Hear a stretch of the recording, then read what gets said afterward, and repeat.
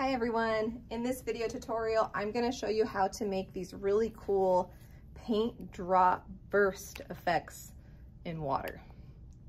Alright, all you really need is basically some watered down paint, a clear container, camera tripod, a couple of lights, and a light colored backdrop to pull this off. So let me go ahead and show you my setup. Alright. So here's what I've got going on. So my camera and tripod are set up together. I've got my jar or my container placed there in the center. Now you have a lot of different container options.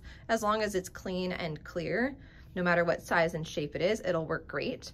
Now I've got mine propped up a little bit taller just because I don't want to see the dark line that's separating my surface from my backdrop, but you don't have to do that if it's not getting in your way.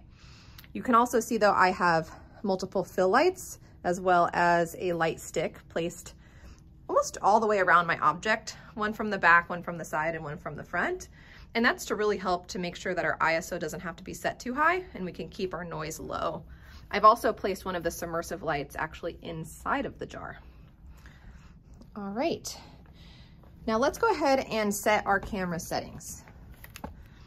Now first we want to make sure that we are set to manual mode.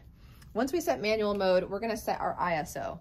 And again, we don't wanna keep it very high, so make sure it's not on auto. You wanna set it to either maybe 800 or 1600 as the absolute highest. So that way we can get the least amount of noise as possible.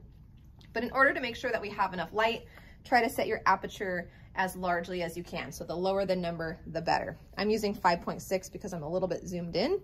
Although if you use your 50mm lens, you'll have some more larger options.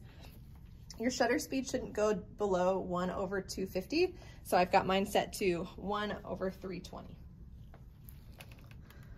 All right, I'm also using manual focus on my lens, really important.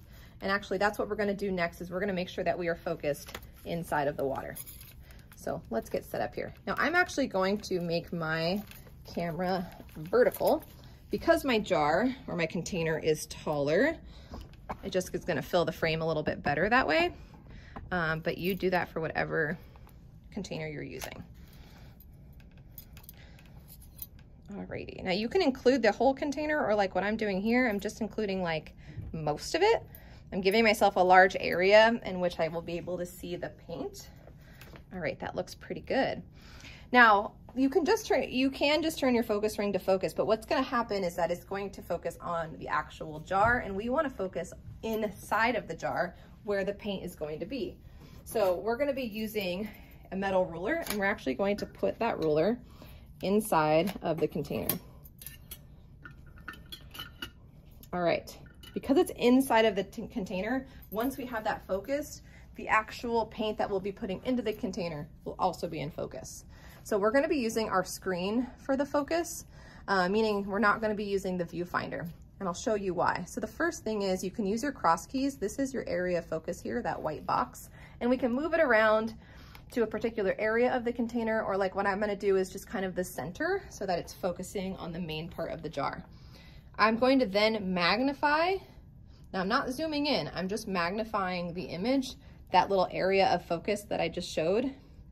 And I'm gonna turn my focus ring until it's nice and sharp. So notice as I turn it, it goes from really blurry and I can make it really sharp. Now it's not gonna beep at you using the screen, but you should be able to see that it looks really sharp. You can magnify more if you need to. But if I magnify again, it'll set me back to my original composition. Okay, so now that I'm focused on the ruler inside of the jar, I can take the ruler out and the camera is still focused inside of the jar. And now it's time for paint. Oops, I lied to you. One more step actually. Let's go ahead and go into our settings, and we're going to be using our drive mode and changing it to continuous shooting. So instead of taking one picture at a time, we can take multiple. That way we make sure we capture the moment. All right, now we can use our paint. So you're going to see a lot of different paint bottles like this. These are like little squirt bottles that are available to you in all kinds of different colors. Okay, the way that the squirt bottle works is it just loosens by turning it to the left and tightens by turning it to the right. Make sure that you tighten it when it's not in use, but I'm gonna go ahead and loosen it. Alrighty, now you can have someone else help you and direct them when squirting the paint in.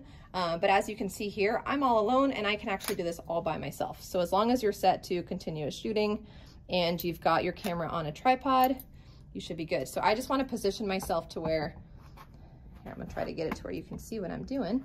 I want to position myself to where I can press the shutter button and squirt the paint in the bottle at the same time. Okay, let's give this a try. So I've got my hand on the shutter button. I'm gonna place the bottle just slightly into the water, and I'm gonna kind of squeeze rather slowly. I'm gonna start taking pictures first, and then squeeze. All right, and let's see if I captured a good image.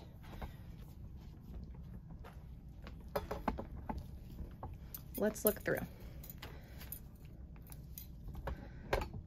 All right, and look at that, those look great. If I magnify, look how the water itself is sharp.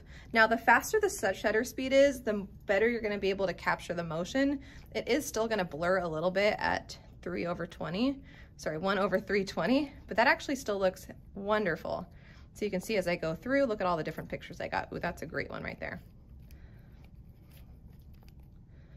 All right, and that's the main idea. So really important that you get enough lighting so that your ISO can remain low. Get focused with the ruler inside of the container while there's water in there. Use your screen and magnify to make sure that your focus is really sharp, and you should be able to get some beautiful images like this.